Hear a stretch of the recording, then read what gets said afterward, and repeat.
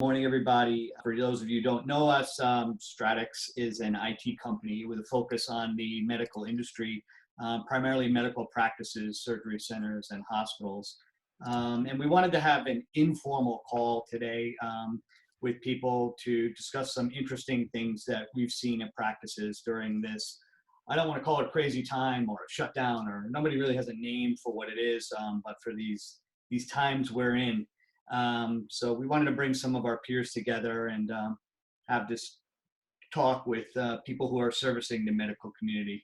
And just a disclaimer here: this is intended to be a practical conversation about observations and ideas that we've seen other practices doing. This is not legal advice by any means, and all practices should follow the regulations that pertain to them. So just for some introductions, I'm Jack Mortel. I'm one of the owners of Stratix.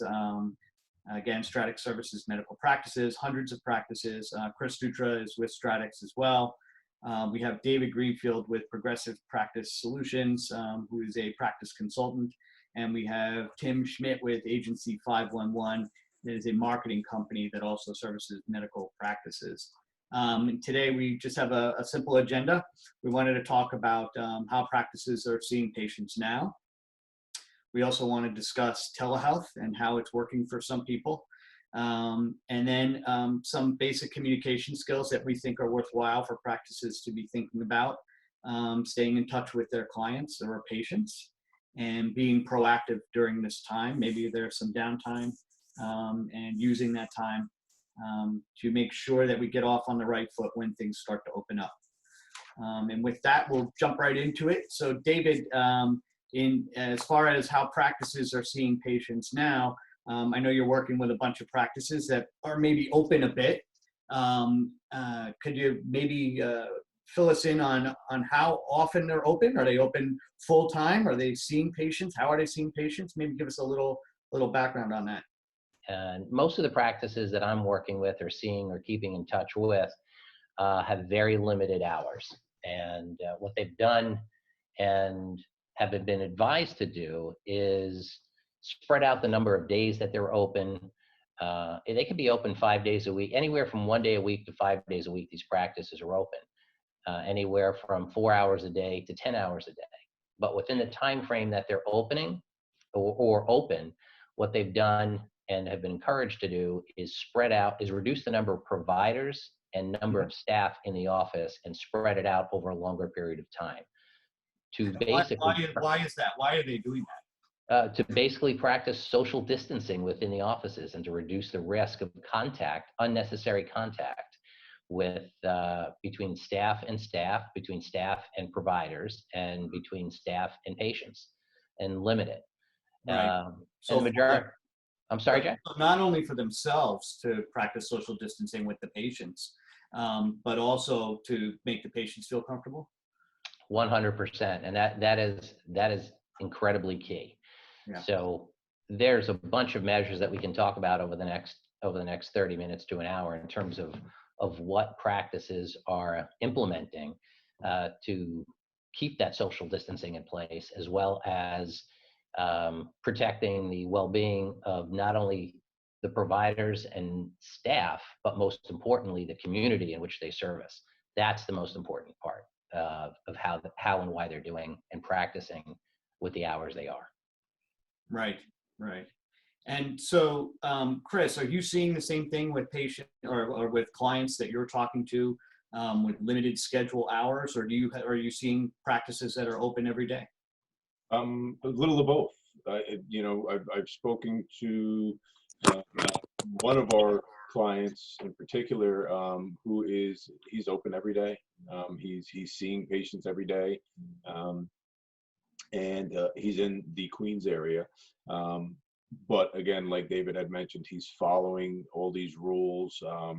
He's actually seeing patients in the office. He's actually going to hospitals to do procedures, emergency procedures, right? Quick procedures for him, where he's not in the hospital for an extended period of time, but he's trying to do what he can do to still service his patients. So he became a doctor to help people, and he wants to continue to help them. But, that being said, he's trying to figure out how to do it. And, with the in-person visits, he was saying, the CDC guidelines are obviously what he's following, and then, keeping the distance. He's wearing a mask. He's wearing a face shield. He's wearing gloves. He has his waiting room. Some of the doctors are rearranging their waiting rooms and changing distance between chairs, keep everybody separate, only allowing so many patients in at a time. Mhm. Believe it or not, getting rid of magazines. Something I would have never thought of. Right. But no, there's no magazines, there's no reading material, there's no brochures, there's no business cards, anything that can be touched and transfer. So it's all this different stuff that they're following and then doing, that they probably never really thought of. But so that's kind of what they're doing with the in-person visits. It's they're being advised to see patients that need to be seen. And there's folks out there with chronic illness that need to be seen, and they need to do what they can. So one of the things I know we've discussed in the past, and maybe we're seeing, and I think would be beneficial for people to think about, Tim, is that oftentimes patients don't know what their provider is doing. And, I find it almost astonishing sometimes, and I'm not meaning to belittle anybody, that, their website doesn't have any information on that. Are you seeing that as well? Yeah, absolutely, Jack. And that's a really big thing is if you are a clinic, if you are a physician, people want to hear the information from you, especially if you are their physician. If it's somebody that they rely on, depend on, they don't want to see the CNN physician, the Fox News physician. They want to hear it from you as their physician. And what are you doing locally in your town, specifically with the needs that are happening and developing there? So to have a COVID-19 or a pandemic page dedicated to that, that's the best bet. So just to create, that's what I'm seeing clinics doing right now. And again, check with the legalities behind what you need to do personally. But what I'm seeing is that they're putting together a pandemic page, and that has all the details and communications on it. We'll discuss that further later in the meeting. Right. But then also I'm seeing just a splash, either a pop-up that comes up or just the first hero banner right at the top of the page. They're putting, here's all the information and some of the hours and how they're taking appointments. But another piece of communication that I see when you were talking about lobbies without magazines, digital signage, having the TV up in the lobby with digital signage with the information moving. And then if they do need to give out brochures, they're using the QR codes, and it just says, scan me with your iPhone photo. And you just hold up your iPhone camera and you put that into the screen, and bang, it downloads the PDF right to your phone. So you've got the information or the paperwork that you need to have that appointment without ever making contact with anybody or anything. So like a company like Worldwide Audio Media, who gives out free TVs with signage, has been great for digital signage in this time too. So worldwideaudiomedia.com, just one resource. But again, there's many out there. That's a great idea, Tim. Yeah. That's a Very really great idea. It's very interesting because I'm having this feeling as we all are watching this unfold, that it's not going to be May 1st, May 15th, especially here in the Northeast. This could go on for a long time. And then the reality is, for the vulnerable communities, those over 65, those with illness, those that are going to the doctor frequently, they're uneasy. And so practices maybe need to think about not just for today and getting information to patients today, but they should probably be thinking about the future and how they're going to see patients. I have a feeling it's not going to go back to the way it was. It may in some cases, and I really truly hope it does, but it's very possible that everything is going to change and that we're not going to have packed waiting rooms with patients anymore, and that they're not going to tolerate that and they're not going to want it. Well, that's a great point, Jack. And many of the practices that I work with and are talking with on a regular basis are actually screening their patients right now in the parking lots where it's available. So not in high-rise office buildings, but in single-level storefront type medical practices. Mm-hmm. They have a dedicated personnel that's gowned up out front. And when a patient comes in, right now they're screening them. Now they're Right. screened in the process, in the appointment making process.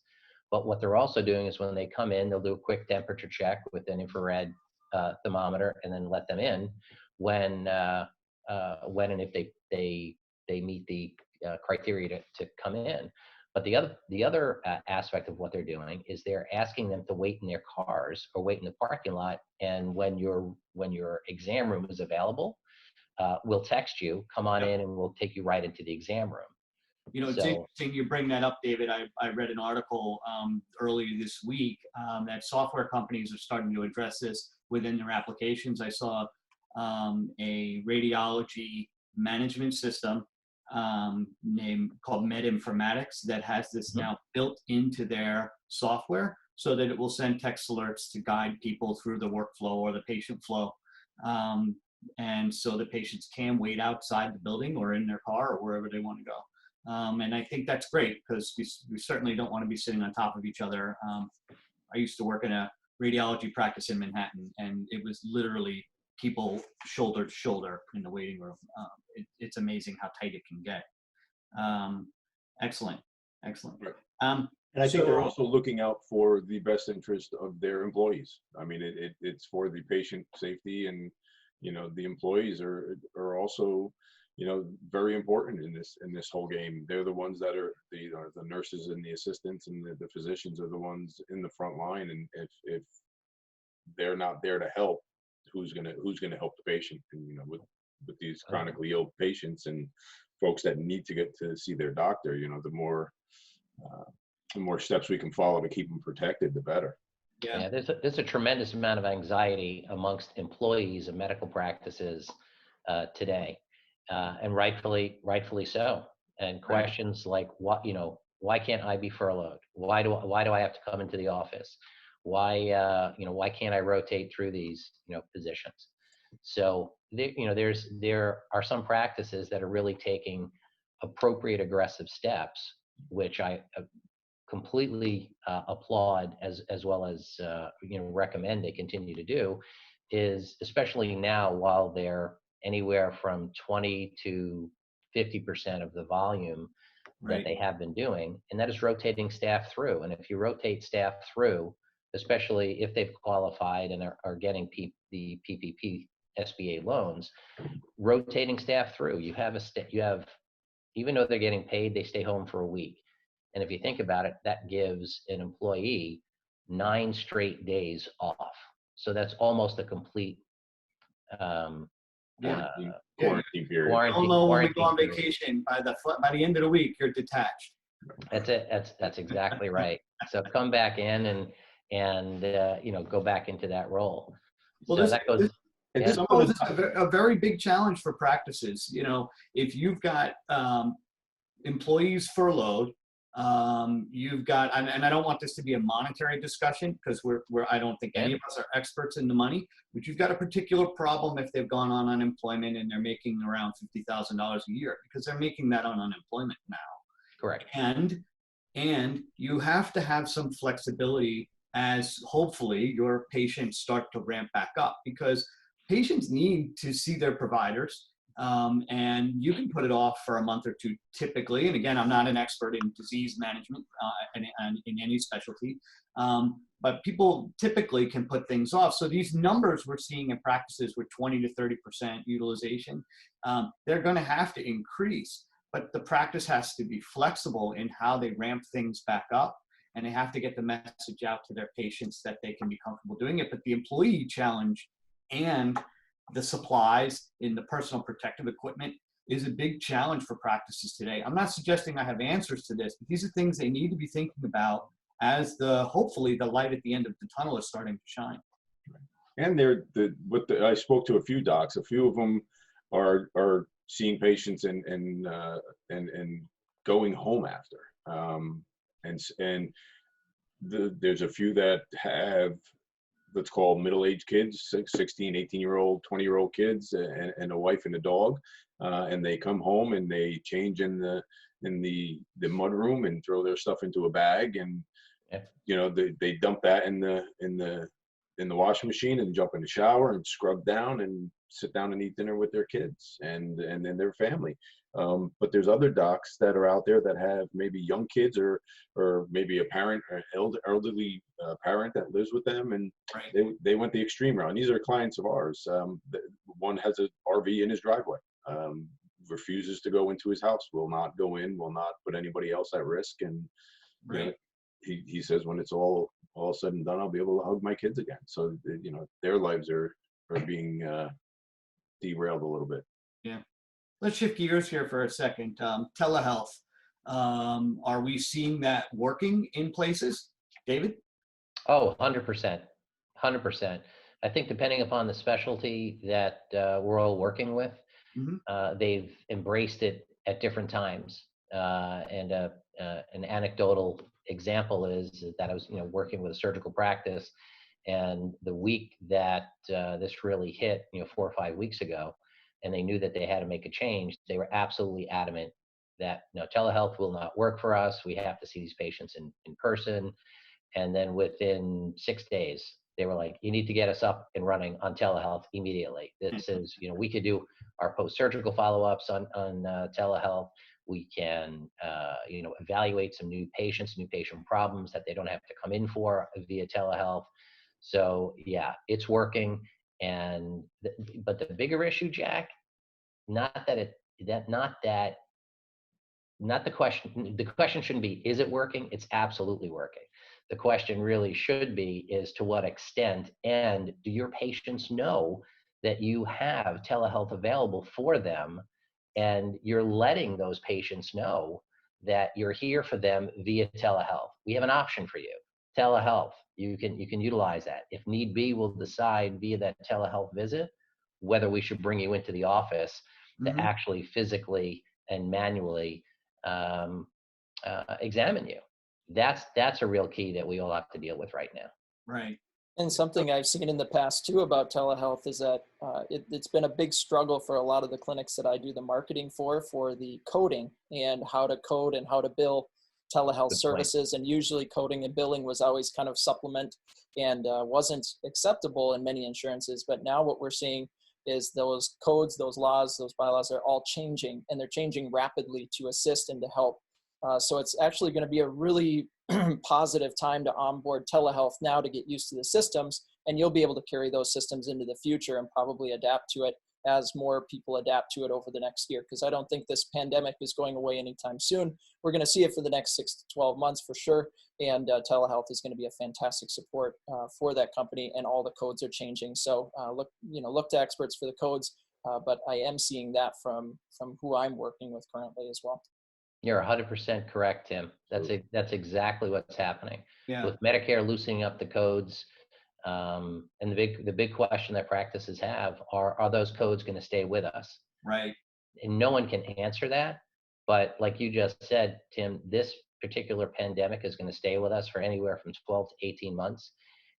True, but the unintended consequences or unintended applications going forward in practicing medicine, in delivery of medicine, in how we as service providers and vendors of medical practices and physicians is going to change dramatically how we continue to help them improve in delivering those services. So beyond the pandemic, I think some of these things that are coming out of it, like telehealth and other professional services and professional service components, are going to be with us for the rest of our lifetimes within how we're practicing and how medicine is practiced on us.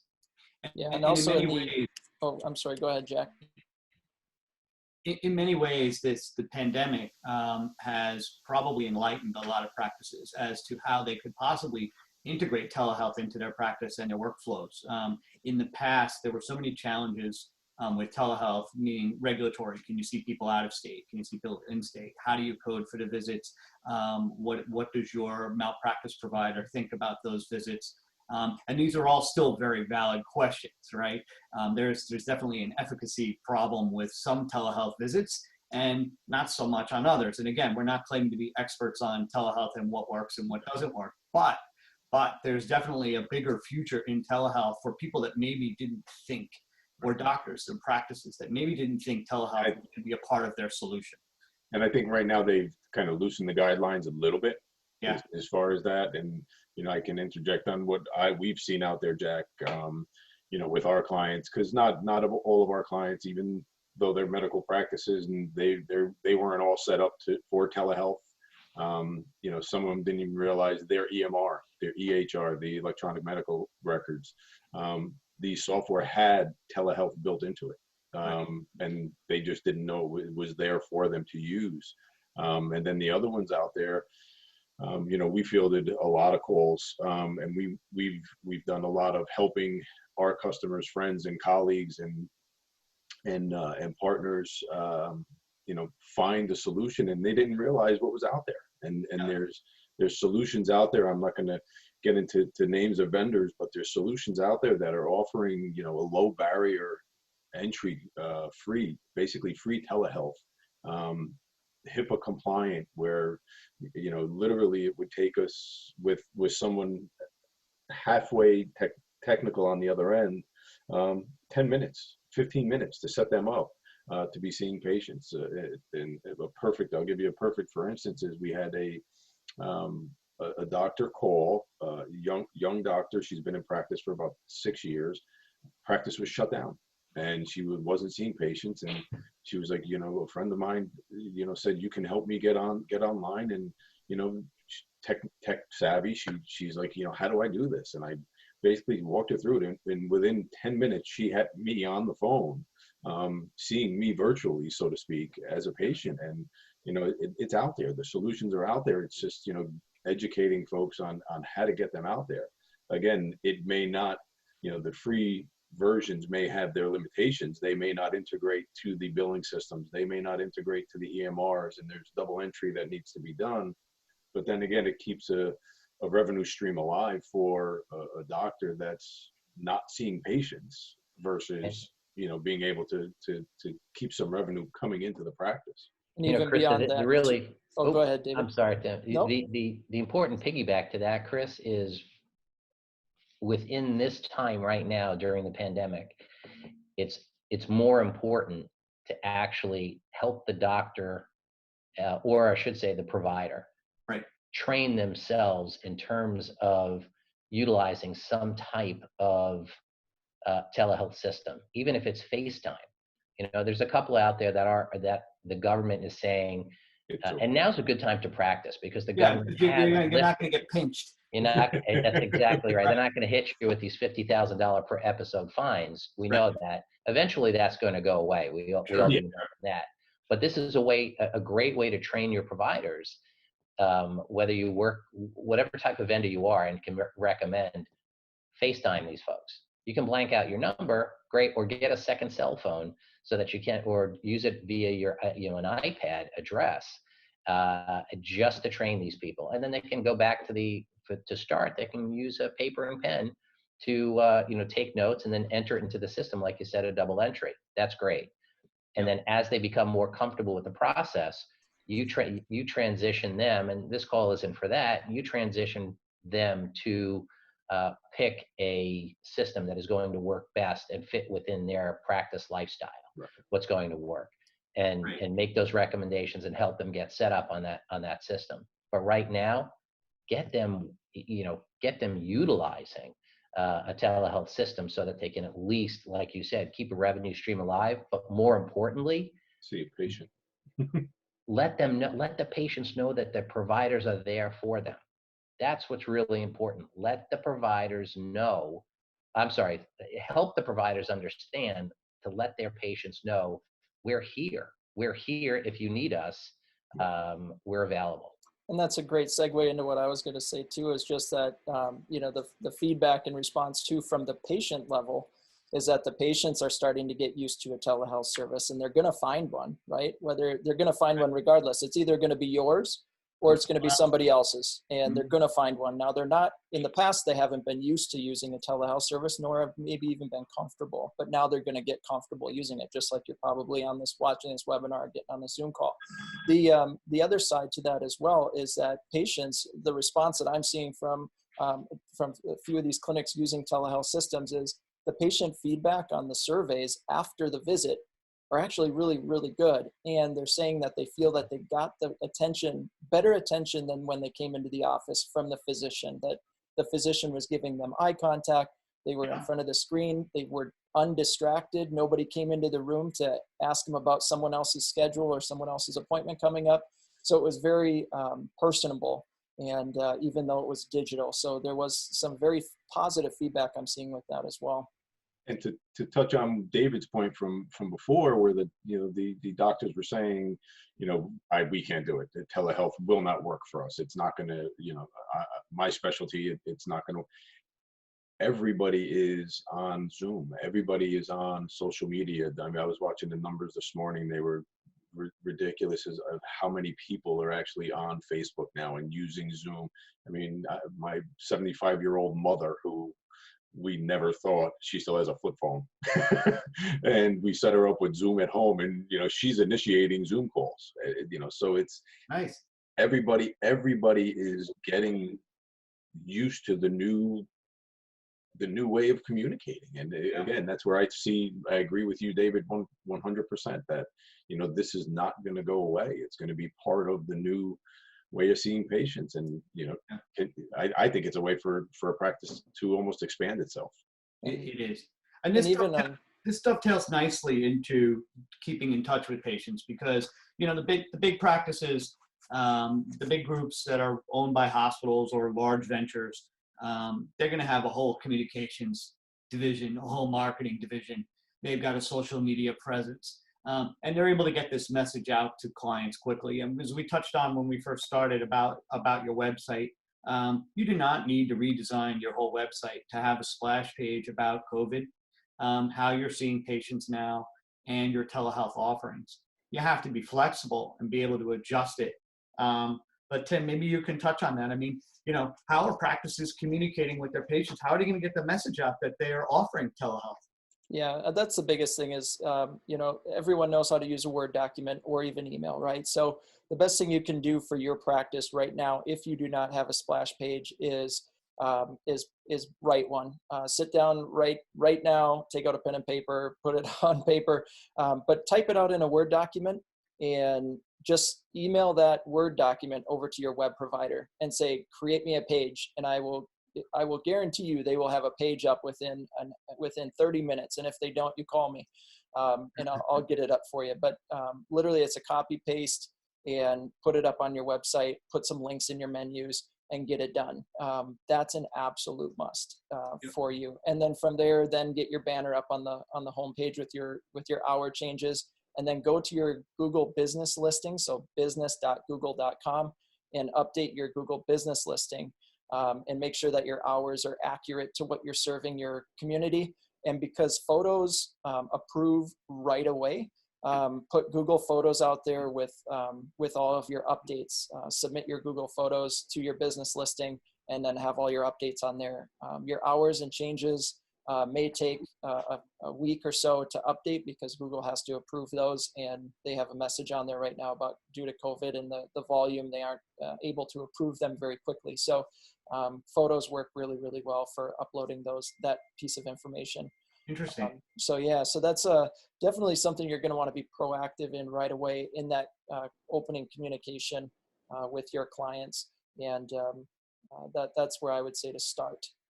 So we've had numerous practices call us and say we need a social media presence, and we kind of scratch our head and say, well, it's hard to start that now, but I think better late than never. You do need a social media presence. If you have a practice, your patients will follow you. That's and correct. may not even understand what that means. Could you maybe help us understand that? Yeah, so I mean, building a social media following takes a great deal of energy and a lot of time. And I always say too that with LinkedIn, that's your business to business. So any communications that you're doing kind of publicly from your business, it should always be very formal. Facebook is going to be more informal and more conversational. So the more as a physician that you can be calm and be normal, the better. So talking about COVID-19 or the pandemic, talk about it sparingly in the sense that let everyone know that you've got a designated day or hour that you are going to go live or you're going to be on your Facebook page talking about the pandemic or talking about the current events or the current situation as you see it and as you see it for your community. But make sure you set that schedule and post it to your website and in that splash page that, hey, every Thursday we discuss at this time this pandemic. And if you miss it on Thursday, you can always check back. Make sure to follow us. Make sure to ring the bell so that you get all the notifications. And anytime that you see those, jump on, and that information is going to happen on a Thursday.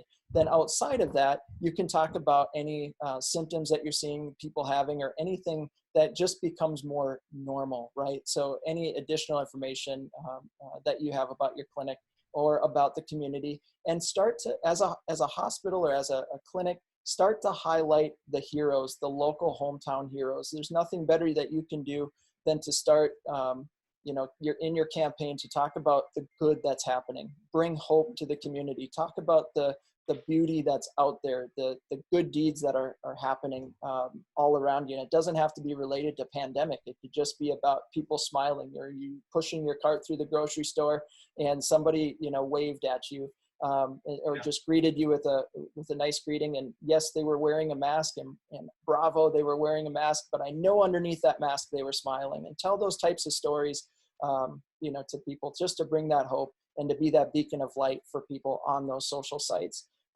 But definitely create a schedule and have that. And then on the flip side to that is, if you are planning to use all of your communications, if you're trying to put all your communications into social media and expect that everybody is going to get that message, it's probably not accurate, because with the demand on social media, you can think of it as a hotel room. There's only so much space available.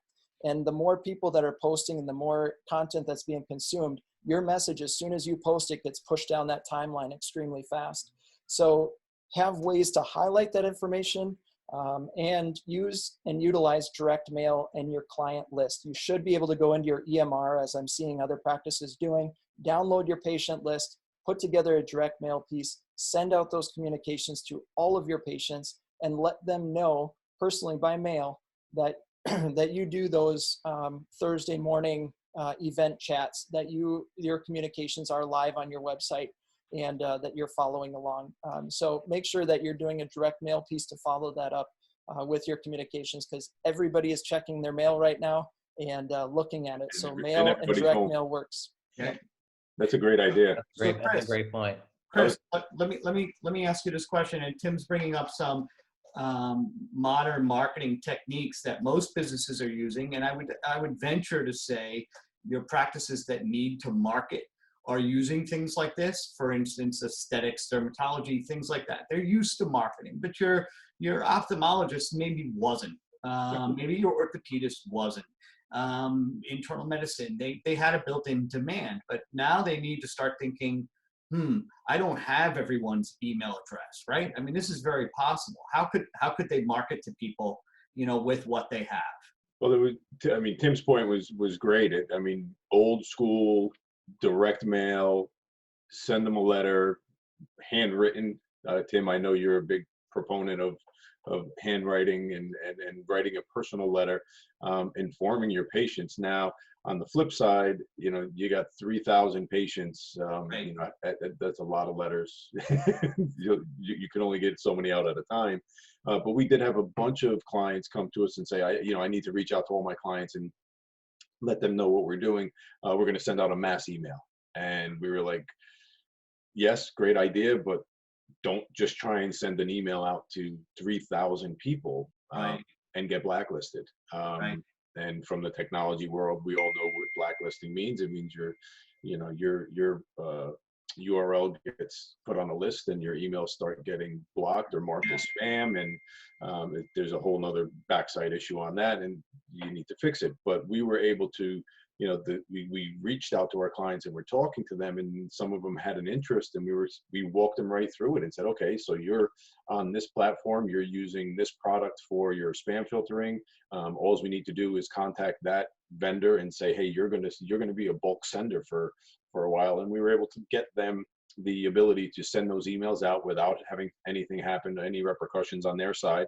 There are some tools out there, and I hate to throw names out there, but like MailChimp and Constant Contact, those are tools that people can use to send out a mass email to all of their patients. Because some of these practices are rather large. They got a lot of people. Again, Tim, I agree with you that the mailing would be great. There are other options out there. There's services like your voicemail. Every person out there, people, if someone's ill, if someone's chronically ill, if someone's elderly and they're just worried about, am I positive? How do I get in touch with my doctor? They pick up the phone. And if you get the everyday, hi, you have reached XYZ practice, press 1 for this, press 2 for this, press 3 for billing, press 4 for the doctor, that's not going to work. That's where you can use your message. And there's companies out there that are doing messaging, and it's not just a voicemail where the doctor, you can reach a doctor on his cell phone, but it's basically telling the story of what they're doing now. It's the equivalent to Tim's splash page on the web page, saying, hey, directing them to the web page. Hey, we're doing telehealth.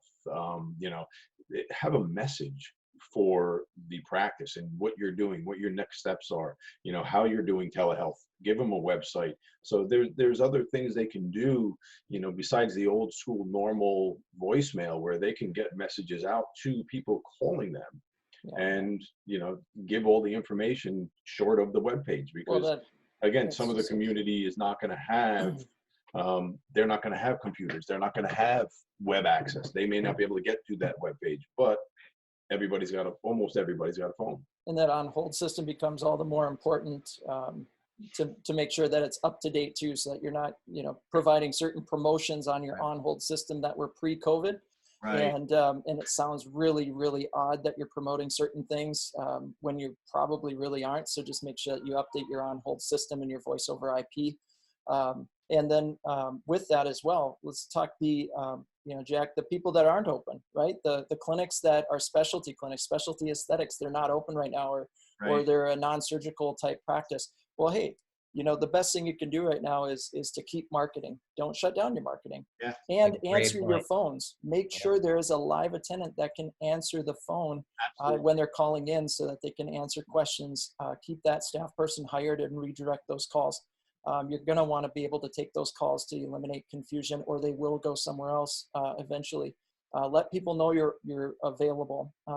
You're there. And communicate with them how you're there. But then again, if you're a specialty and people don't normally, like prior to all this, if they wouldn't normally rely on your information being about the pandemic or about COVID-19, and they're not asking for it, don't talk about it. Again, be normal. Point, don't talk about it. Let the experts talk about it. Put a resource page up on your page that if they are looking for good resources, hey, again, now you can recommend a local doctor's page or somebody else that's typically popular in the area that's supplying information that you believe in. Put those resources on your site that they can follow the greater the development corporations in your area, the chambers, whatever it might be. Point them in the right direction for COVID, but don't be the one to be addressing it and talking about it. Instead, provide the information that they were used to getting from you in a normal, calm manner, and just be excited for the future and talk about the reopening. Talk about what I call the to be continued, right? What's going to happen in the future? What does that look like? Leave them kind of cliff hung out there saying, boy, I can't wait for this to lift, because my next step is going to be to get back in touch with physician X, Y, and Z, because man, I just love following them and they were just such a light heart. So that's one thing too, when they're not open. And I may have segued into another part here of what do you do when you're not open, but those are definitely some things that I would address and highlight. Talk about how you can solve their problems when the problem lifts. Yep. And that is a great segue, and we don't want this to go on too long. But David, if they're down right now and they're only open half-time or 25% of the time, what do you think about practices using this time to identify who they need to communicate with? I didn't hear that, Jack. Identify who they what? Who they need to communicate with. I mean, if you're a practice and you've got patients that were on the schedule and they were canceled, you've probably proactively rescheduled those patients. Right. Or maybe that's something you need to be doing. No, you're 100% right. I apologize. I didn't hear your That's okay. initial part of the question, but no, that's exactly right. Who do you need to be who do you need to be reaching out to and letting them know that you're still around and you're still thinking of them and caring for them or Right. caring about them, which is absolutely essential, especially for the surgical type practices, and the practices that are not open. Well, actually, I just hit on two different things. So you have your surgical specialty practices that are open a very limited time. Then you have some of your aesthetic type practices, just for an example, that are not open, that may have had elective procedures, both types of physician groups, that those elective procedures have been canceled and or postponed. And right now, your surgical schedulers in your office that they're not busy right now, you repurpose those positions to as key contact secretarial type. I don't like using that word, but that's kind of what they become, an assistant to the provider in terms of basically reaching out to patients that they have rescheduled or don't know when they're going to reschedule their procedures for, letting them know that Dr. Smith is available, available to take your questions, to talk to you about your procedure. Don't worry, it's not life-threatening. I know you're in a lot of pain, or Dr. Smith knows you're in a lot of pain. Maybe we can set up that televisit so that he can talk you through those things. But those are some of the positions that really need to be repurposed and start reaching out to those patients that have had their procedures rescheduled for, to be continued, to be determined, going forward. That's really who they need to be reaching out to. Great. All right, we're coming up on about 45 minutes here, so I think it's time to wrap it up.